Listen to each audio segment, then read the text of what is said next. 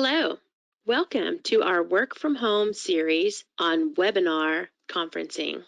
This is the third in a series brought to you by your partner enablement team at Riverside Insights. Our goal with this training is to inform and equip employees and others to confidently deliver webinars in a way that is engaging and effective. We'll get there by recognizing the similarities and differences between meeting in person and online, identify the components that make a great webinar, learn some practices that will improve the quality of the webinar, and understand how to deliver with confidence a webinar that is effective and engaging. We may not realize how many decisions we make on the fly in passing at the office every day. Working from home is a whole new environment that forces us to look at other ways to collaborate with our peers. The webinar is just one of many, and all good webinars, like meetings, begin with a plan. Who's coming to your meeting? Who do you need to invite? Just like office meetings, your participants need to know when and where you're meeting. In a virtual setting, we'll need to answer the question, how are we meeting? At our fingertips, we have Slack for chatting, our phones for texting and calling, but for face-to-face meetings, most likely you'll be using GoToMeeting. Spend some time opening the GoToMeeting app on your computer this week. We'll walk you through hosting a webinar from GoToMeeting, but take a look around the app first. You'll contact and coordinate, schedule a time for your webinar, and send out invitations. Hopefully, your colleagues will RSVP their attendance, which will result in a calendar pop-up reminder in Outlook. Think of a webinar as simply a meeting that is conducted online. Really, very little changes as far as expectations are concerned. A good meeting will start and end on time. It'll follow an agenda. It'll be led by one person. Attendees should be physically and mentally present and treat others with courtesy and respect, right? Nothing is different with a webinar. What is going to be a little different is the use of your technology.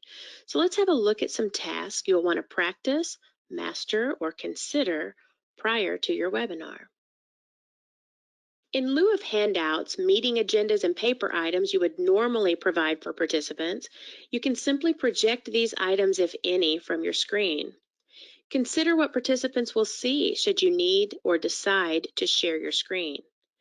Visuals generally make an online meeting more appealing. Look at your computer screen and consider whether you would be comfortable sharing with the group, or consider creating a slide that welcomes attendees to the meeting, and know how to share the desktop through GoToMeeting or your webinar format. From your menu or taskbar, you'll need to start and end your meeting on time. Participants are unable to join your meeting until you arrive, so you will want to open your meeting on time, even a few minutes early, to address any issues and check your volume and so on. Again, from the taskbar, you'll see a mic. Hover over the mic to mute and unmute. It's the little things like this that will make your webinar effective and successful. Do find the Mute Participant button. It may well become your best friend. Imagine this. You're in an important meeting, and suddenly from somewhere on another participant's audio, you hear an angry 15-year-old barking at someone, resulting in a blood-curdling scream for "Mom!" What do? First, keep calm, look straight ahead, and simply mute that colleague.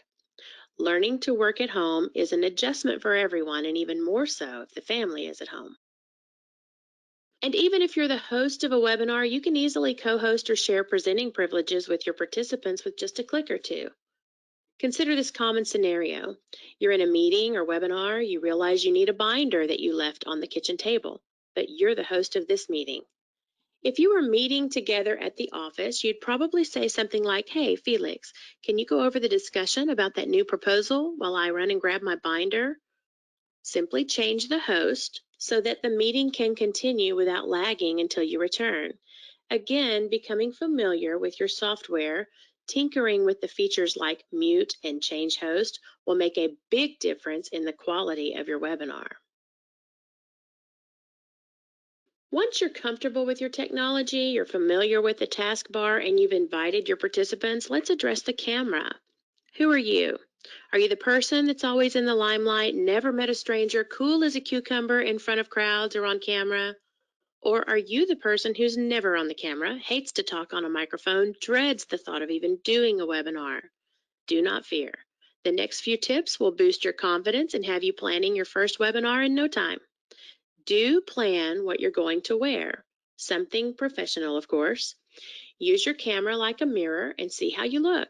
Keep your camera preview on and open at all times so that you always know the view your audience is seeing. Moving beyond the immediate view, what frames your screen? When colleagues see you on camera, what's behind you? Some platforms allow the host to create a virtual background with just a click. Simply pay attention to the personal space around your setup. Keep it organized and minimize distractions. Remember, you want your participants to focus on you and the meeting discussion, not trying to read the notes on the wall behind you. And perhaps most importantly, stay completely engaged in your meeting. After all, you called these people to the table, so to speak. So remember to honor their time and focus on the meeting. From time to time, issues beyond our control will disrupt your meeting. The audio goes silent, your screen freezes, the internet crashes. Just stay calm, don't panic, check a few things, and just control the meeting. If necessary, you may need to reschedule after you've addressed the problem. So there you have it. Prepare, personalize, practice, and participate. Simply prepare as you would for any special gathering. Use the tips we've shared with you today. Personalize your presentation space and your meeting materials, and there's room for you to add your own flavor to these meetings.